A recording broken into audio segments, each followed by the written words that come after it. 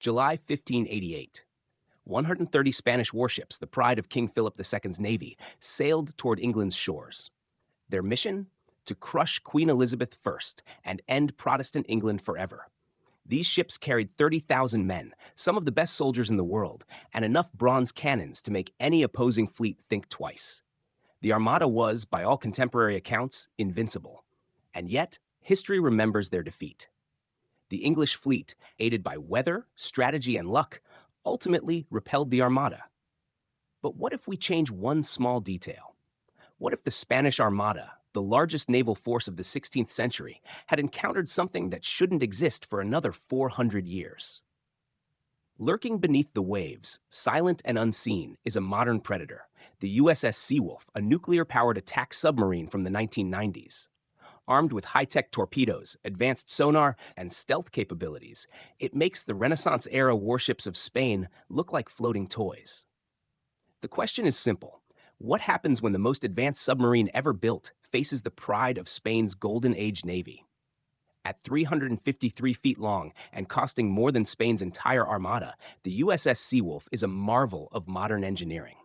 Its teardrop-shaped hull slices through water at speeds up to 40 miles per hour underwater, faster than any galleon could move with the wind at its back. Inside, the submarine carries 50 weapons, including Mark 48 torpedoes capable of breaking ships in half from over 20 meters away. Each torpedo packs 650 pounds of high explosives, guided by sonar and a computer intelligence the Spanish could never hope to understand. Its nuclear reactor produces 200 megawatts of power, enough to run a small city. Unlike the Spanish ships, which depend on resupply and favorable winds, the Seawolf can stay submerged for months, limited only by the crew's provisions. Its sonar can detect objects 50 miles away, essentially letting it see the Armada before the Spaniards even know what's approaching. Wrapped in anechoic tiles that absorb sound, the Seawolf is invisible to any sensor of the 16th century. For the Armada, it is a ghost, a silent predator in the dark depths. Across the channel, Philip II's Armada approaches, confident and proud. Among the 130 ships, massive galleons like the 1,000-ton San Martin bristle with cannons, carrying over 2,500 guns in total. Yet most of these are anti-personnel or short-range weapons, useless against a submarine lurking beneath the waves. The Spanish fleet sails in a defensive crescent formation, perfected over decades of naval warfare. Their strategy relies on closing in, grappling enemy ships, and unleashing hand-to-hand combat trained soldiers who had conquered half of Europe. Commanding this wooden leviathan is the Duke of Medina Sidonia, competent on paper but seasick and inexperienced in real naval command. Supporting him are battle-hardened sailors and soldiers, veterans of campaigns in Italy, the Americas, and the Low Countries. They are skilled, disciplined, and confident, but utterly unprepared for what is about to happen. As dawn breaks over the English Channel, the Armada is scattered, recovering from last night's English fire attacks. Missing anchors, damaged masts, but still overconfident. Out of the depths, the Seawolf tracks over 100 wooden contacts with its sonar. These massive ships crash through the waves, making more noise than a kindergarten class. At 20 knots, the submarine glides silently toward the Armada. The torpedo room crew loads the first Mark 48 into Tube 1. At exactly 600 hours, the torpedo launches. A 3,400-pound smart weapon streaks through the water at 55 knots, guided by the sub's computer to the flagship, San Martin. The Spanish don't even notice. There is no ship in sight, no enemy cannonballs, no warning whatsoever. 3 minutes later, a deafening explosion rocks the channel. The San Martin, a 1,000-ton galleon, shatters and sinks in 2 pieces, its keel destroyed, Duke of Medina Sidonia, and 400 men swallowed by the sea. Before the remaining Spanish ships can comprehend the disaster, 3 more torpedoes find their targets. The Seawolf, with practiced precision, eliminates command ships, troop transports, and the largest galleons first. Spanish captains stare in disbelief at the invisible force annihilating their fleet. Some fall to prayer, others surrender to panic, swipe, and a few simply flee. Within an hour, 15 major ships are gone, thousands of soldiers dead or missing. The Armada's famous crescent formation collapses. Ships collide while fleeing, and panic replaces discipline.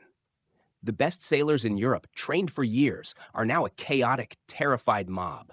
Even a time-traveling death machine has limits. The Seawolf carries 50 torpedoes, not 130. After expending 30 to destroy the core of the Armada, the crew must be selective. They target ammunition ships next. Powder magazines erupt in spectacular fireworks, shocking the surviving Spanish fleet. By noon, the invasion has turned into a rout. The Spanish ships scatter in all directions. Some flee to France, some to the Netherlands. Most simply want to go home. The submarine shadows the largest fleeing group, occasionally launching a torpedo to remind them the ocean now has a mind of its own. Spanish morale collapses. Survivors return home with wild tales of explosions from below, invisible demons, and a pact between England and the devil. King Philip II is convinced that God abandoned Spain. The Armada will never attempt another invasion of England, not because they lack ships, but because sailors refuse to enter English waters. For England, the scenario is a dream come true. Without firing a single shot, the English gain unmatched naval prestige. The British Empire gains a 400-year head start in naval dominance, and the USS Seawolf? It disappears beneath the waves, leaving behind a trail of chaos and history rewritten. Why a submarine would dominate speed and stealth? Even the fastest galleon under full sail could never outpace a modern submarine underwater. The Seawolf's ability to strike without being seen is catastrophic for any pre-modern fleet. Firepower. One modern torpedo can destroy a ship in seconds. The Spanish Armada's cannons, designed for surface combat, are irrelevant against an underwater attacker. Situational awareness. Sonar and computer guidance give the submarine perfect battlefield awareness, while the Spanish rely on lookouts and visual signals. Endurance. The Seawolf can remain submerged for months. Weather, supply chains, and wind are irrelevant. The Armada is entirely at the mercy of the ocean and the unseen predator beneath. Psychological warfare. The unseen nature of the threat creates panic, disorganization, and fear. The Seawolf doesn't just destroy ships, it destroys morale. Even if a few Spanish ships had escaped the initial onslaught, their options would be limited. The psychological barrier of invisible enemies would make coordination impossible.